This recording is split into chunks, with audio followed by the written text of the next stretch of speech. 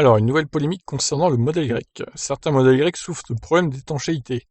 Bon, de plus en plus de propriétaires semblent rencontrer des problèmes au niveau de la conception et définition de leur modèle Y.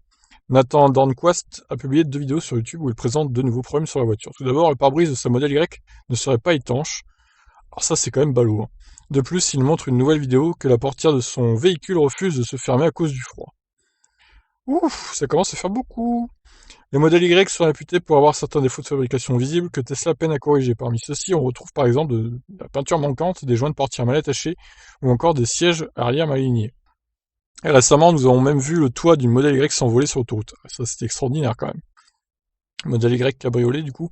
Tesla Rage, un youtubeur spécialisé sur les voitures de la marque américaine, a réalisé une vidéo où il vérifiait si Tesla avait corrigé les problèmes du modèle Y. Donc, monsieur Dornquist a découvert que le pare-brise de son modèle Y n'est pas étanche. En effet, il montre dans une vidéo que son pistolet à l'air comprimé est capable de soulever un tissu de l'autre côté du pare-brise. Un problème d'étanchéité au niveau du pare-brise peut entraîner d'autres problèmes comme l'air froid extérieur qui peut pénétrer à l'intérieur de l'habitacle. Malheureusement pour lui, il n'était pas au bout de ses surprises. En effet, dans une seconde vidéo, il montre qu'après avoir passé quelques temps dans la neige, la portière de son modèle Y refuse de se fermer. Ça, c'est grave quand même, hein. Le problème ici n'est pas tant la porte elle-même ou le mécanisme de verrouillage, mais le refus de la fenêtre de s'abaisser.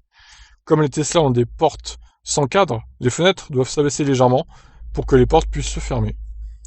Oh là là, qu'est-ce que c'est que ce délire, quoi. D'après lui, 15 minutes dans un garage chauffé ont permis de régler le problème. Oui, mais si t'as pas de garage, tu fais comment? Pour l'instant, Tesla n'a pas officiellement réagi à ce problème. En dehors de ce problème, le modèle Y est un excellent véhicule. Tesla a d'ailleurs récemment augmenté l'autonomie de ses modèles Y grâce à une mise à jour. Alors oui, je n'en doute pas que c'est un excellent véhicule, hein, mais il y a vraiment beaucoup de problèmes de finition qui sont quand même reportés sur Internet. Alors je ne sais pas, vous avez vu, hein, donc hier soir j'ai fait une news comme quoi le modèle Y allait peut-être être dispo du coup dès les premiers mois de 2021. Alors si nous débarquent des modèles Y américains en France et en Europe, alors là les problèmes de finition vous allez tous gueuler, hein, je pense pour le coup. Vous aurez peut-être mieux attendre que le modèle Y soit produit dans l'usine de Berlin. Parce que si c'est pour avoir des véhicules comme ça, mal finis, etc., je pense que ça va gueuler du côté du service après-vente français. Parce que les Français, en général, ils veulent des voitures bien finies et pas comme ça, quoi. Là, c'est vraiment horrible. Personne ne veut ça, de toute façon, hein, qu'on soit clair.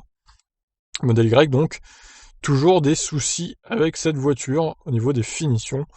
Donc, bon, écoutez, j'espère que ça va se régler, que Tesla va enfin régler en usine tous les problèmes de conception, parce que là, ça commence à s'accumuler pas mal.